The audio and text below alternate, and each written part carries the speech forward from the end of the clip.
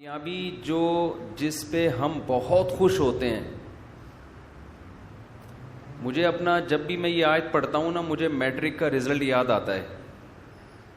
میں نے میٹرک میں حسب معمول شرارتوں کے علاوہ کچھ بھی نہیں کیا تھا. ہم لوگ شرارتی تھے ایک نمبر کے, اللہ تعالیٰ معاف فرمائے. غلط قسم کی شرارتیں نہیں تھیں, کوئی غیر اخلاقی. دل چاہتا تھا کہ پڑھنے کے علاوہ دنیا کا ہر کام کیا جائے, جو کہ سچے پاکستانی ہونے کی دلیل ہے. تو مجھے امید ہی نہیں تھی کہ میٹرک میں کوئی اچھے نمبر آئیں گے میرے, اور نقل بھی نہیں کرنی تھی. یہ بھی فیصلہ کیا ہوا تھا وہی نقل پھرے ورے نہیں چلانے. گھر سے صلواتیں شروع ہو چکی تھیں کہ اس کا رزلٹ کوئی اچھا نہیں آئے گا. امتحان کے دنوں میں پھر ہم پر ایک ٹینشن مسلط ہوتی تھی کہ یار اب کچھ پڑھ لو, پورے سال تو کھیل کود میں گزارا ہے, شرارتوں میں مستیوں میں. اب ایک گھر والوں کا دباؤ بھی ہوتا تھا, تو بالکل امتحان جب سر پہ کھڑا ہوتا تھا پھر پڑھنے کی کوشش شروع کرتے تھے. یہ ہو کیا رہا ہے, کتابیں لے کے بیٹھے ہوتے تھے. تو مجھے یاد ہے اپنا دن کہ میٹرک کا جب رزلٹ اناؤنس ہوا تو میں نے کہا میرا تو پتہ نہ صاف ہو جائے کہیں. تو میرا بی گریڈ آیا اور بڑی اچھی پرسنٹیج تھی, اے گریڈ تو نہیں لیکن بی.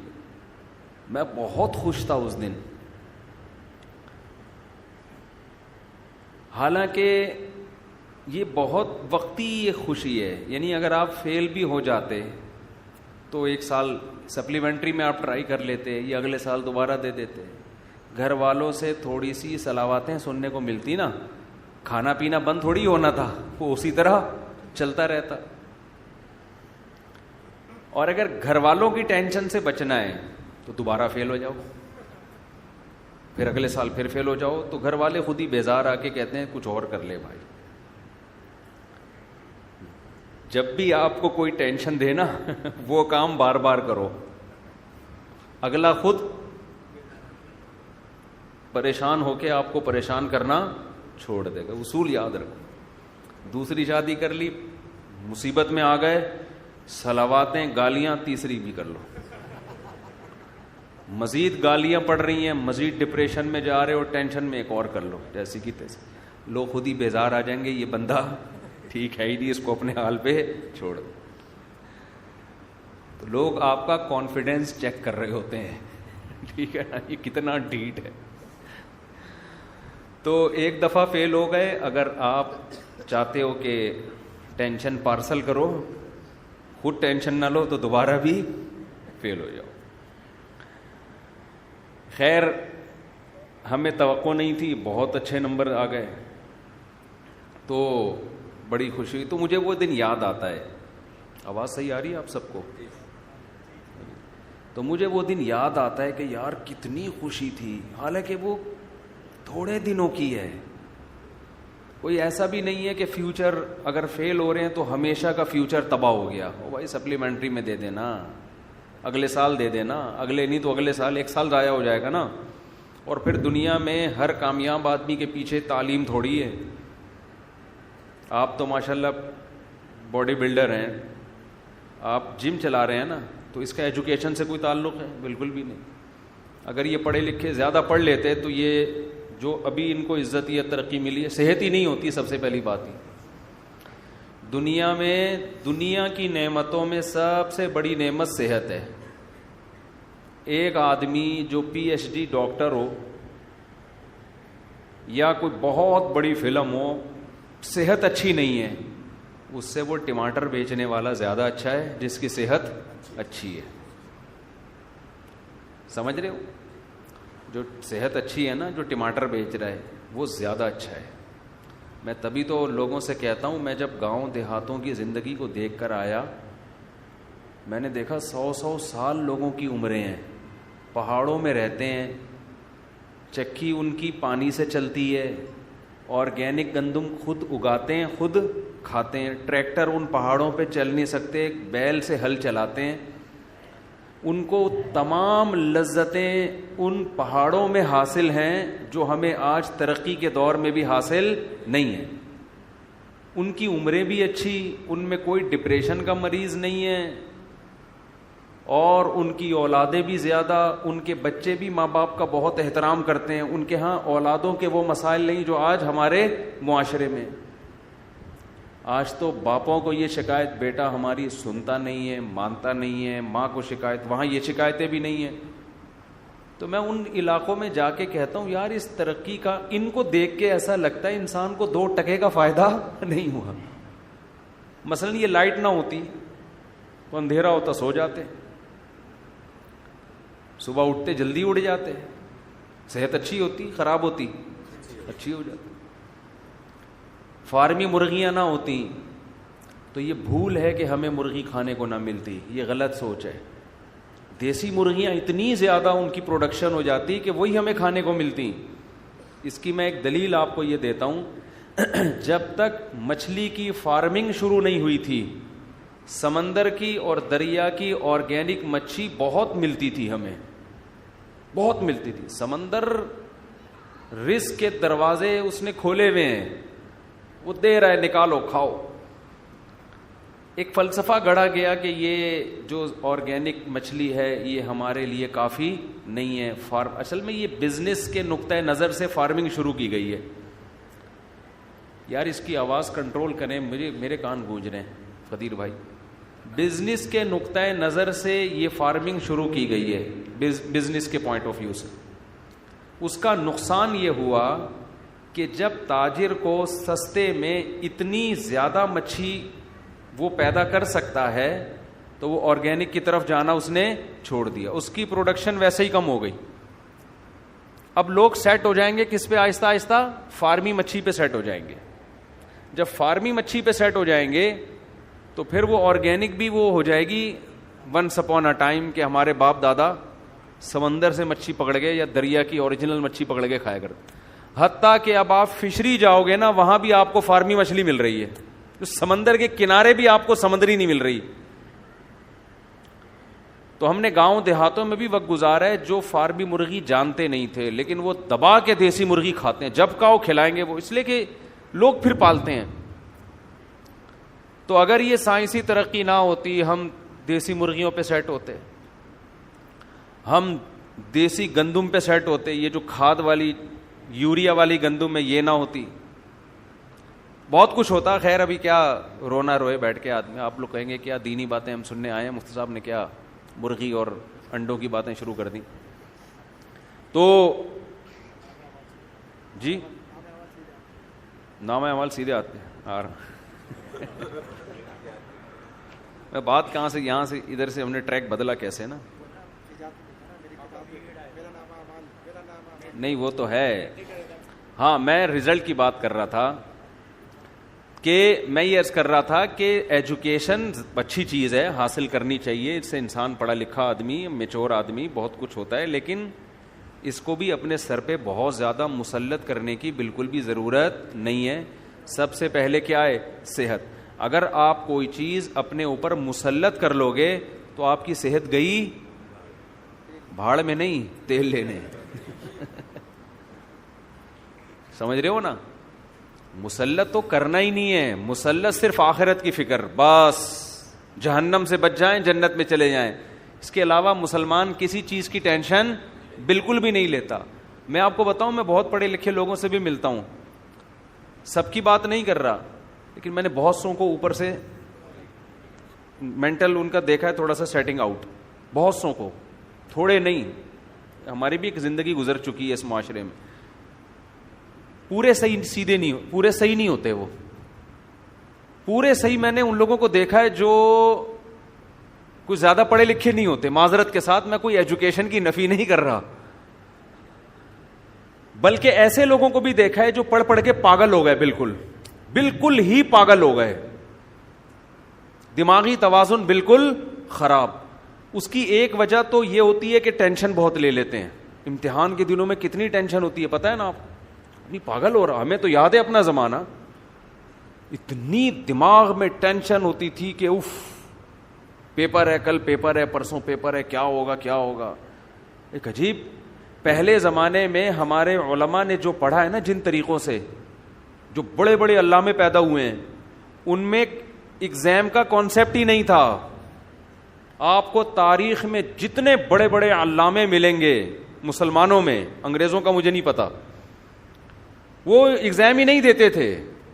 وہ ہوتا یہ تھا, کسی کو ٹیچر بنایا, جو جس فن میں ماہر ہے اس کو اپنا ٹیچر بنا کے اس فن کو اس سے سیکھنا شروع کر دیا. بس کوئی ایگزام نہیں ہے, آپ کی اپنی چاہت پر ہے کہ آپ سیکھنا چاہتے ہو تو سیکھو. امتحان ہم کیوں لیں بھائی آپ سے, امتحان کیوں لیں؟ آپ کا اپنا نقصان ہے اگر نہیں پڑھ رہے. امتحان لے کے ہم نے کیا کرنا ہے؟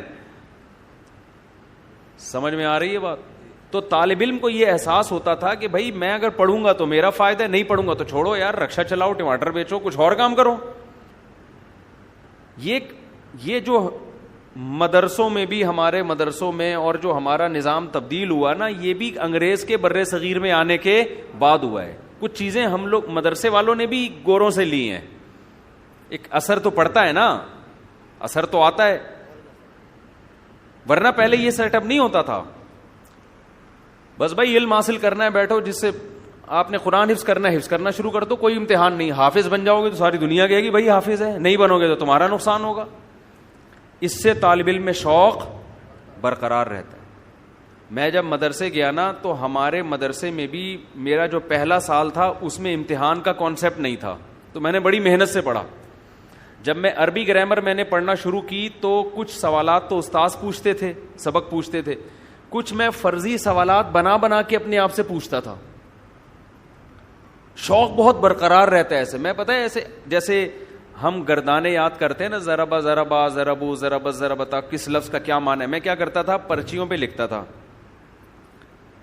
کئی سارے صیغے لکھ کے پرچیوں پہ الفاظ لکھے, ان کو آپس میں مکس کر دیا, پھر پرچی اٹھا کے اپنا امتحان لیتا تھا کہ بتاؤ بھائی اس کا مطلب کیا ہے, ٹھیک ہے نا, یہ کون سا صیغہ ہے. تو جب آپ میں پڑھنے کا شوق ہوگا تو آپ پڑھیں گے, نہیں شوق ہوگا تو امتحانوں سے آپ کو ڈپریشن کے علاوہ کچھ بھی حاصل نہیں ہوگا. اور یہ بھی آپ کو بتاؤں, جو امتحان میں پاس ہوتے ہیں, اچھے نمبر لیتے ہیں, ضروری نہیں کہ وہ ان کو آتا بھی ہو. امتحان میں تکے دبا کے چل رہے ہوتے ہیں. ہمیں کئی بار ایسا ہوا کہ ہم نے امتحان پورے سال پڑھا نہیں, رات کو ایک سوال دیکھ کے چلے گئے, اتفاق سے وہی آ گیا, چھاپ کے آ گئے. اور جو پورے سال پڑھتا رہا اس نے وہ والا سوال نہیں دیکھا, صبح پیپر میں وہ والا سوال آ گیا. وہ ان پڑھ ہو کے, اس کے وہ پڑھا لکھا ہو کے نمبر کم, اور ہم نے نہیں پڑھا اور نمبر ہمارے زیادہ. یہ تکے چل رہے ہوتے ہیں. تبھی جو کمپنیاں ہیں نا, جو صحیح کمپنی ہے, وہ آپ کے فن کو دیکھتی ہیں کہ آپ کو آتا کیا ہے. آتا ہے تو ٹھیک ہے, آ جا, نہیں آتا چل بھائی نکل یہاں سے. وہ ڈگریاں کہہ رہے ہیں اپنی پینٹ میں رکھو اس کو, ہمارے کسی کام کی نہیں ہے. ایک صاحب میرے پاس آئے, کہنے لگے میرے پاس کوئی ڈگری شگری نہیں ہے, سب جعلی بنوائی ہے میں نے, تجربہ بہت ہے. آج کل ایک کمپنی میں ایچ آر مینیجر لگا ہوا ہوں. ایچ آر مینیجر بڑی فلم ہوتی ہے. تو میں نے کہا تمہیں, کہہ رہے بس ہم ایسی ٹوپی کرا کے نا کمپنیوں میں گھستے گھستے یہاں تک پہنچ گئے. کہہ رہا ہے لیکن بھاری بھرکم تنخواہیں مل رہی ہیں مجھے, کیونکہ میں کام ان لوگوں سے زیادہ کر کے دے رہا ہوں جو پراپر پڑھے ہوئے, ڈگریاں بنا لی تھی اس نے. تو کہاں سے کہاں بات چلی گئی. جو اصل بات میں آپ سے عرض کر رہا تھا, یہ تو درمیان میں یہاں بات آ گئی نا. اصل بات میں عرض کر رہا تھا کہ موضوع میں تو ابھی آ رہا ہوں انشاءاللہ سورہ الحاقہ کی طرف, لیکن کچھ بیچ میں غریبیاں بھی چلتی ہیں. تو بار بار آپ سے یہ عرض کرتا ہوں, کیونکہ اتنے ڈپریشن کے مریض آ رہے ہیں ہمارے پاس پورا ہفتہ, tension depression stress, tension depression stress, یہی لفظ سن سن کے بیزار ہو گئے ہم. تو کیوں لے رہے ہو ٹینشن یار, اپنی صحت پہ کبھی کمپرومائز نہ کرو, اور اللہ پہ اعتماد اور توکل کرو گے تو ٹینشن ختم ہوگی. اللہ پہ اعتماد نہیں ہے نا, اسباب پہ نظر ہیں, یہ کروں گا تو یہ ہو جائے گا, یہ نہیں کیا تو یہ نہیں ہوگا, تو گئے بس کام سے. جب ڈکشنری سے اللہ نکل جاتا ہے نا, پھر آدمی کہتا ہے اگر میں یہ کروں گا تو یہ ہوگا, یہ نہیں کروں گا تو یہ نہیں ہوگا, اور یہ کیا جا نہیں رہا ہے مجھ سے. یعنی وہ کہتا ہے اگر میں پڑھوں گا تو عزت ملے گی, پیسہ ملے گا, نہیں پڑھوں گا تو نہ عزت ملے گی نہ پیسہ ملے گا, تو چلو پڑھ لو. اب پڑھنے کے لیے بیٹھا ہی نہیں جا رہا اس سے, پڑھائی کے لیے بیٹھا ہے تو کتاب نہیں پڑھی جا رہی, پڑھ رہے تو سمجھ میں نہیں آ رہی, کسی ٹیچر کو رکھوایا وہ بھی نہیں سمجھا پا رہا, 6 دفعہ سمجھا رہا ہے تو بھی سمجھ میں نہیں. ہر آدمی کا مینٹل لیول ایک جیسا تھوڑی ہوتا ہے. پھر آدمی کہتا ہے کیا عذاب میں پھنس گیا یار میں, پھر الٹے الٹے خیالات, ابے میرا وہ فلاں دوست تو پڑھ لیا, تو امریکہ چلا گیا, تو بیٹا گٹر کے ڈھکن صاف کرے گا بیٹھ کے, اپنا فیوچر تو دیکھ لے. میں نے اپنی زندگی میں اس طرح لوگوں کو اپنے سامنے پاگل ہوتے ہوئے دیکھا ہے. ہمارے محلے میں ایک نوجوان تھا, پڑھ نہیں سکا, وہ ڈپریشن سے پاگل ہو گیا, اتنا پاگل ہو گیا کہ جو بالکل پاگل نہیں ہوتے, بال کھول کے گھوم رہے ہوتے ہیں, یہ والا پاگل. کبھی ٹریفک پولیس والا بنا ہوتا تھا, وہ حقیقت ہے, جیسے پاگل والی حرکتیں ہوتی ہیں. ایک دن کیا ہوا, مین روڈ بلاک کر دیا اینٹوں سے, اور ٹریفک پولیس والا بنا ہوا ہے, گاڑیوں کو یوں کر کے روک رہا ہے, ایسے ایسے کر رہا ہے. چلو عجیب عجیب, یعنی بالکل ہی قابل ترس ہو گیا. وہ ہوا کیا, پڑھنے کی اس کی چاہت تھی لیکن پڑھ نہیں سکتا. تو یہ بہت سے لوگوں میں, کوئی ترقی کرنا چاہتے ہیں, ہو ہی نہیں پاتی ترقی. تو آپ کا کام کیا ہے, سب سے پہلے اپنی کھوپڑی کو ٹینشن سے آزاد. اس کے دو موٹے موٹے اصول ہیں, ویسے تو اس پر میرے مستقل آپ کو بیانات ملیں گے, آڈیو بیان ہے, یوٹیوب پہ آپ سرچ کریں, ڈپریشن کا علاج, ٹینشن کا علاج, یہ سرچ کریں. لیکن اس کے علاوہ دو چیزیں ہلکی پھلکی. ایک تو یہ سمجھ لو دنیا مسافر خانہ ہے. مسافر خانے کا مطلب یہاں ٹینشن ختم کرنے کی کوشش ہی نہیں کرنی ہے. اس کی کوشش کرو گے نا بہت زیادہ, تو یہ بڑھے گی, کم نہیں ہوگی. جیسے وسوسہ ایسی چیز ہے, جتنا دماغ سے نکالو گے اتنا ہی دماغ میں گھسے گا. اگر آپ واش روم میں بیٹھ گئے, پیشاب کرنے کے بعد آپ نے کہا قطرہ آنا جب بند ہوگا تو میں اٹھوں گا, قیامت آ جائے گی, آپ کا قطرہ آنا بند نہیں ہوگا. سمجھ رہے ہو نا؟ جو وہمی ہوتے ہیں نا, ان کے ساتھ ایسا ہی ہوتا ہے. وہ بیٹھے رہتے ہیں بیٹھے رہتے ہیں بیٹھے رہتے ہیں, چکر آنا شروع ہو جاتے ہیں, قطرہ بند نہیں ہوگا ان کو. کیوں؟ آپ کے پیشاب کا آپ کے مائنڈ سے, دماغ سے تعلق ہے, کیونکہ آپ کی توجہ وہاں ہے. جب وہاں توجہ, یہ جو ہمارا قضائے حاجت کا جو سسٹم ہے نا, پیشاب اور قضاء, اس کا ہمارے دماغ سے بہت گہرا تعلق ہے. تبھی تو ایک دم جیسی خوف ہوتا ہے فوراً قبض کھل جاتا ہے آدمی کا. کسی کو بہت زبردست قبض ہو نا, ٹوٹ نہ رہا ہو, رات کے اندھیرے میں چڑیل بن کے ڈرائیں اس کو, فوراً واش روم بھاگے گا وہ. پرانے سے پرانے قبض کا بہترین علاج ہے یہ, حقیقت. تو جب آپ واش روم میں بیٹھے ہوئے اور توجہ ساری آپ کی پیشاب کی طرف ہے, سوال ہی پیدا نہیں ہوتا کہ وہ رک جائے. بیٹھے رہو بیٹھے رہو بیٹھے. اس کا علاج ہے کہ تھوڑی دیر بیٹھو, جب خیال ہونے لگے کہ یار اب بند ہو گیا ہوگا, استنجا کرو, پتلی گلی سے نکل لو, ٹھیک ہے نا. تو کدھر سے کدھر کھچڑی پک رہی ہے آج بیان میں, شروع سے ہی کھچڑی پکنا شروع ہو گئی ہے. تو میں اصل بات یہ کہہ رہا تھا کہ ٹینشن سے بچنا ہے نا, کیونکہ بہت زیادہ لوگ ہیں پریشانی میں. تو ہاں, میں یہ عرض کر رہا تھا کہ خیالات کو جب آپ نکالو گے تو خیال دماغ سے نکلے گا نہیں, وہ اور آئے گا. جو وسوسے کے مریض ہوتے ہیں نا, کہتے ہیں غلط غلط خیالات آتے ہیں, تو ان کو ہم کبھی بھی نہیں کہتے کہ ان خیالات کو نکالو. وہ بھائی نکالو گے تو وہ اور آئیں گے.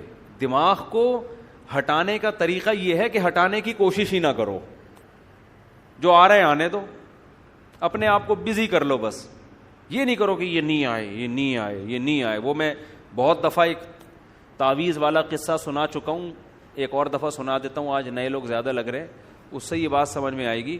ایک پیر صاحب نے کسی کو تعویذ دیا, لاکھوں روپے لے لیے, اور کہا کہ یہ تمہارا تعویذ اس وقت کام آئے گا جب تم یہ تعویذ کو لے کے جب گھر میں داخل ہو تو تمہارے دماغ میں کالے کتے کا تصور نہیں ہونا چاہیے. اب کس پاگل کے دماغ میں کالا کتا ہوتا ہے گھر میں داخل ہوتے ہوئے یار؟ کھوپڑی میں خام خام میں اس میں کالا کتا ڈال دی. اب اس نے کہا لاکھوں روپے کا تعویذ نہ برباد ہو جائے تو کالا کتا دماغ سے نکالو, ورنہ لاکھوں روپے کا تعویذ کیا ہو جائے گا, برباد. اب یہ تعویذ گھر میں لے کے گھر کو چلا ہے اور کہہ رہا ہے یار کالا کتا دماغ میں نا, یار یہ دماغ میں تو کالا کتا آ رہا ہے, اس کو نکالو, کالے کتے کو نکالو نکالو نکالو. نہیں نکلا, یہاں تک کہ گھر کے قریب پہنچ گیا, اب تو اور آ رہا ہے. ابے نکل دماغ سے, نہیں نکل رہا. کتوں کی پوری فوج گھس گئی اس کے دماغ میں نا, اور آ بھی کالے ہی رہے ہیں. پھر ریورس گیئر لگا کے دروازے سے پیچھے آتا, پھر گھستا, بالآخر نہیں نکلنا تھا اس نے, سوال ہی پیدا نہیں ہوتا. کوئی میڈیسن, کوئی وظیفہ ایسا نہیں ہے جو کتا دماغ سے نکال دے, اور گھر میں گھس گیا. تعویذ نے تو ویسے بھی اثر نہیں کرنا تھا, وہ پیر صاحب کو پیسے کمانے کا موقع مل گیا. تو یاد رکھو, بالکل دنیا کی مثال ایسی ہے, جو دنیا میں سکون کا متلاشی ہوتا ہے نا, کہ بس مجھے سکون چاہیے, مجھے سکون چاہیے, میری سٹریس ختم ہو جائے, میری ٹینشن ختم ہو جائے, اس کی ٹینشن کبھی ختم نہیں ہوتی. اس کو اگنور کر دو. اللہ نے میرے ذمے جو کام لگایا میں اس میں لگ جاؤں گا, بس ختم. ٹینشن ہوتی ہے نہیں ہوتی ہے میرا ہیڈ ایک نہیں ہے. وہ پریشانی میں خوش ہے تو میں پریشان خوش ہوں. اس کا سب سے پہلا علاج یہ ہو کہ پریشانی ختم ہو جائے گی آپ کی. اس کا سب سے پہلا فائدہ یہ ہو. سمجھتے ہو کہ نہیں سمجھتے؟ یعنی ٹینشن ختم کرنے کی ٹینشن بھی چھوڑ دو. ہم اس کے مکلف ہیں جو ہمارے بس میں ہیں.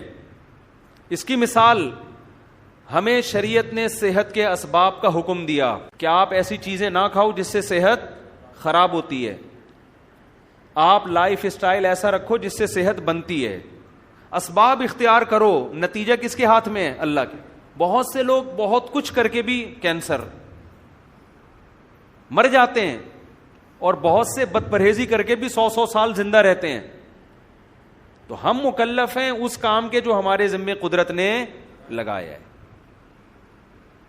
اگر ایک آدمی صحت کی فکر کرتا ہے, اتنی جتنی شریعت نے کہا ہے احتیاط کرو. ہمارے نبی کی جو غذائیں تھیں, سادہ غذائیں تھیں, محنت تھی, وقت پہ سونا, وقت پہ اٹھنا, یہ ساری چیزیں مینج کر کے ایک آدمی چل رہا ہے, لیکن اس کی یہ ساری محنت برباد ہو جائے گی اگر وہ اس کے رزلٹ کو اپنے اوپر مسلط کر لے. سمجھ رہے ہیں نا؟ اگر وہ یہ ٹینشن لینا شروع کر دینا کہ اس کا رزلٹ نکل رہا ہے, صحت میری بننی ہے لازمی, تو یہی چیز اس کی صحت کے خراب کرنے کا, کیونکہ صحت کے لیے سب سے پہلے ضروری ہے بے فکری ہو, ٹینشن نہ ہو. اسٹریس اور ٹینشن سے تو آدمی کا بیڑا غرق ہو جاتا. میں نے دیکھا ہے کچھ لوگ صحت کو مسلط کر لیتے ہیں, ہائے یہ نہ ہو جائے, ہائی یوں نہ ہو جائے, ہائی یوں نہ ہو جائے, بھائی یہ بھی نہ, چھوئی موئی بن گئے. یہی چیز ان کو ڈپریشن میں لے گئی. تو آپ نے اسباب اختیار کرنے, بن گئی ٹھیک ہے, نہیں بنی تو کون سا یار, ہم نے قیامت کا اعلان کر کے تھوڑی جانا ہے. وہیں جانا ہے جہاں بیمار لوگ گئے ہیں. ہم بھی مر جائیں گے, وہ بھی مر جائیں گے, فنش کہانی. کتنے دن زندہ رہنا ہے ہم نے. تو خوش آدمی صحت مند ہوتا ہے, کامیاب ہوتا ہے, بھلے اس کے پاس پیسے نہ ہوں. تو اس لیے ہاں, تو میں پہلی بات یہ عرض کر رہا تھا, دو اہم چیزیں ہیں. پہلا چیز کیا, دنیا کو مسافر خانہ سمجھے انسان. جب مسافر خانہ سمجھے تو کامیابی کے اسباب اختیار کرے گا, کامیابی کو دماغ میں مسلط نہیں کرے گا. اللہ دے دے کامیابی ٹھیک ہے, نہیں دے تو بھی ٹھیک. دوسری چیز, اللہ پہ توکل. توکل کا مطلب یہ ہوتا ہے اللہ نے جو قانون بنایا ہے عمل کا, میں اس کو تو فوکس کروں گا, ہر کامیابی کا سبب میں اختیار کروں گا. نتیجہ میرے ہاتھ میں نہیں ہے. نتیجہ جو بھی نکلے, چاہے الٹا نکلے, وہ میرے لیے بہتر ہی ہوگا. میں بار بار مثال دیتا ہوں نا یعقوب علیہ السلام کی.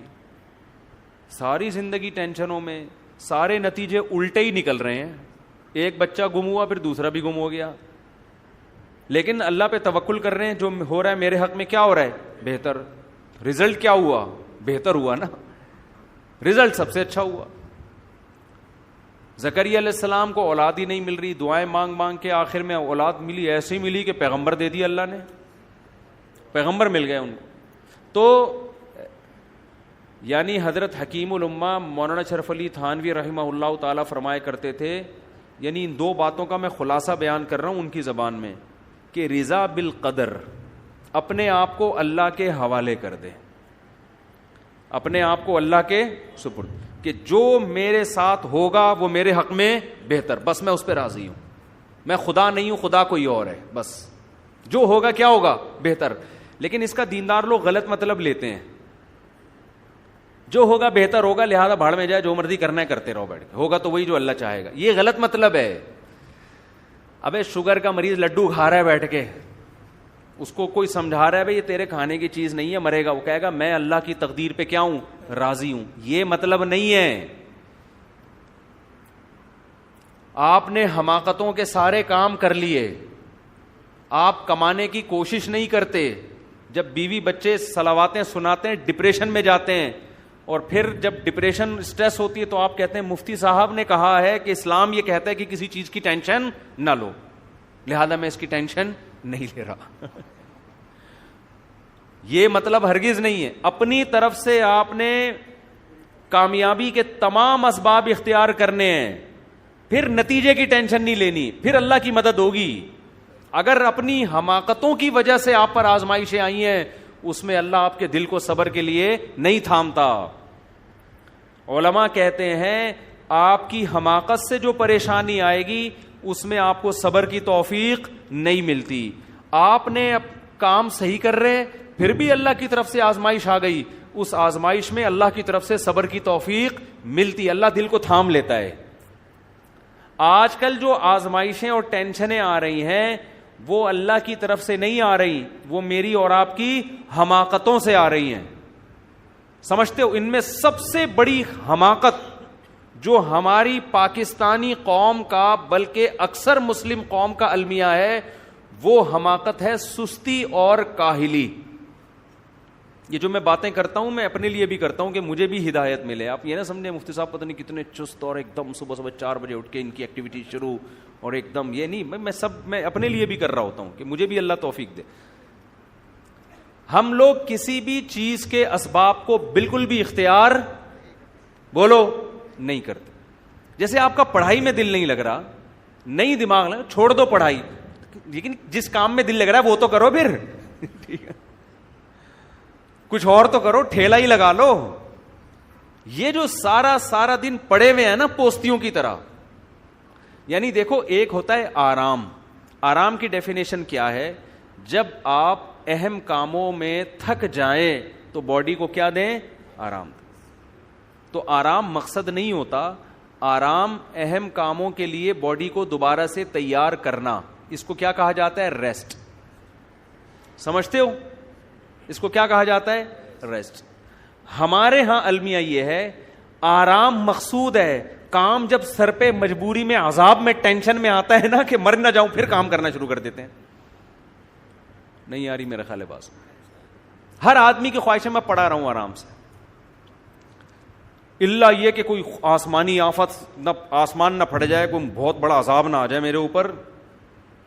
جیسے آپ دفتر جاؤ گے تو دفتر آپ اس وقت تک نہیں پہنچتے جب تک کہ آپ کو یقین ہے کہ اب مزید لیٹ ہوا تو اب باس کی طرف سے صلواتیں سننے کو ملیں گی.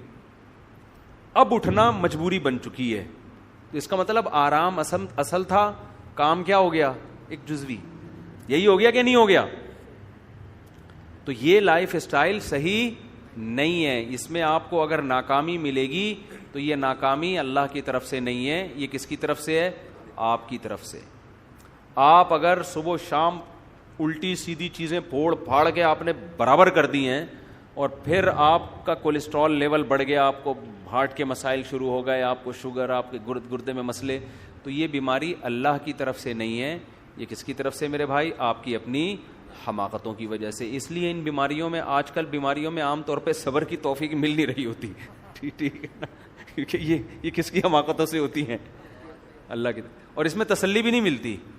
جب آدمی روتا ہے کہ وہ اس وقت مجھے کہہ رہے تھے یہ نہ کھا یہ نہ کھا. میں آپ کو ایک صحت کی چھوٹی سی بات بتا دوں, آپ روزے رکھنا شروع کر دو, اتنی خاندانی صحت ہو جائے گی نا کہ ایسی خاندانی ہو جائے گی کہ بس پوچھو ہی نہیں. روزہ ایسی صحت کے لیے ایسی مفید چیز ہے, بڈھوں کو جوان کر دے, ایسی چیز ہے یہ. سمجھ رہے ہو, اس کو ہلکا نہ سمجھو آپ. اس پہ اب آج کل بڑی جدید ریسرچ, تجربے سے بڑھ کر کوئی دلیل ہوتی ہے؟ آپ چند دن روزے رکھو, آپ کی آنکھیں روشن ہونا شروع ہو جائیں گی, ایسے ہلکے پھلکے, اور پھر کم کھانے کی عادت پڑ جائے گی آپ کو. میں اپنی تعریفیں کبھی بھی نہیں یہاں بیٹھ کے کرتا, صرف مثال دینے کے لیے. میں نے صبح سے لے کے اب تک بمشکل 1 روٹی کھائی ہوگی. صبح پراٹھا کھایا تھا, وہ بھی آدھا, اتنا سا تھا ایک تو پراٹھا, بڑے پراٹھے کا آدھا ہی ہو گیا وہ. اور میرا خیال ہے میں نے دوپہر بھی آدھی روٹی کھائی ہوگی, لیکن میں بالکل فٹ فاٹ, مجھے کوئی ویکنیس, کوئی کمزوری, الحمدللہ. یہ جو ہم کہہ رہے ہیں نا پھوڑتے جاؤ پھوڑتے جاؤ پھوڑتے جاؤ پھوڑتے جاؤ, یہ دماغ خراب ہوا ہے نا, یہ کسی نے غلط پٹیاں پڑھائی ہوئی ہیں.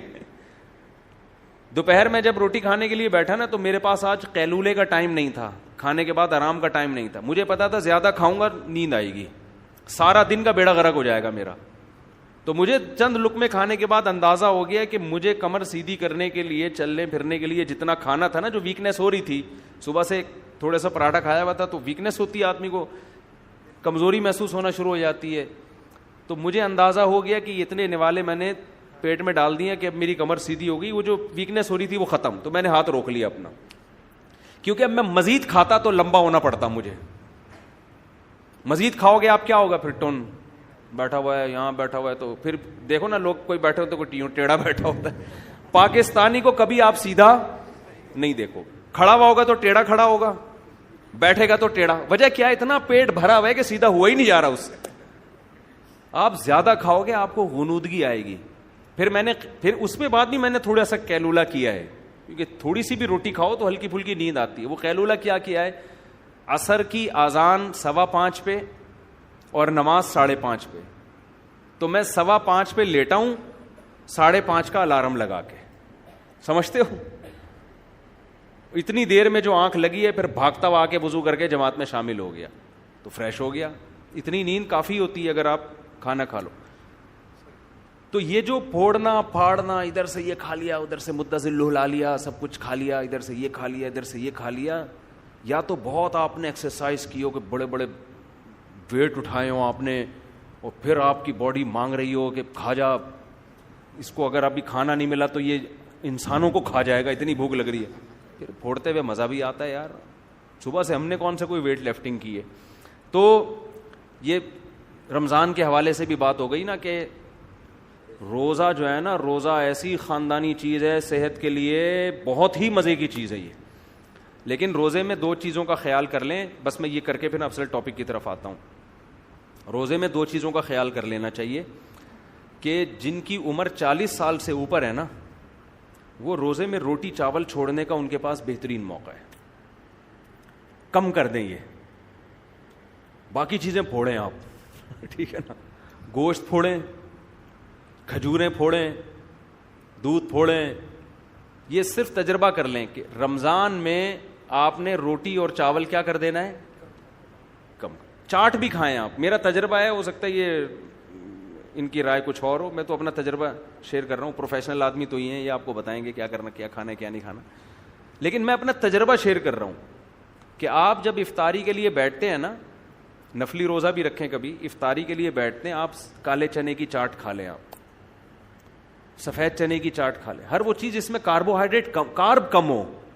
گندم جو ہے نا, یہ جو روٹی آج کل ہم کھا رہے ہیں نا, یہ ویسے چینی سے بچ رہے ہیں لوگ. روٹی کھا لی تو بس گڑ کھا لیا آپ نے, ٹھیک ہے نا. روٹی میں بہت زیادہ, تبھی تو روٹی کھا کے ٹون ہوتا ہے آدمی. افطاری میں بہت سے لوگ کہتے ہیں ہم افطاری کھا کے نڈھال ہو جاتے ہیں, اٹھا ہی نہیں جاتا. آپ افطاری میں لیمن کا شربت پئیں اور یہ چاٹ ماٹ کھا لیں, روٹی نہ کھائیں, تو آپ نہیں نڈھال ہوں گے اور فریش ہو جائیں گے آپ. سمجھتے ہو کہ نہیں سمجھتے؟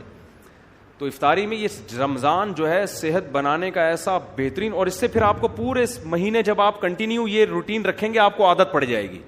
میں نے اکثر دیکھا ہے رمضان گزرنے کے بعد عید میں زیادہ بھوک لگتی نہیں ہے پھر, بلکہ پیٹ خراب ہو جاتا ہے زیادہ کھا لو گے آپ. تو قدرت نے آپ کو ایک بہت اچھی سہولت دے دی کہ اب آپ عید کے دن تھوڑا کنٹرول کر لیں. آپ کو کنٹرول کرنے کی عادت پڑ گئی ہے, لیکن ہم پیٹ خراب کر کر کے نا اس عادت کو کیا کرتے ہیں, عید کے دن تھوڑا سا کھائیں گے پیٹ بھر جاتا ہے. لیکن ہم کہتے ہیں یار میں نے رمضان سے پہلے تو یہ پوری پلیٹ بھر کے کھائی تھی, تو میرا آدھی میں کیوں بھر گیا پیٹ. اب پیٹ کہہ رہا ہوتا ہے نہیں ضرورت, آپ نے کہا نہیں میں تو ٹھوسوں گا, میں تو ٹھوسوں گا. وہ ٹھوس کے پھر وہی ہو جاتا ہے, تھوڑے دن مر جائیں گے اور دھماکے پٹ پٹا جائیں گے, اور کیا ہوگا.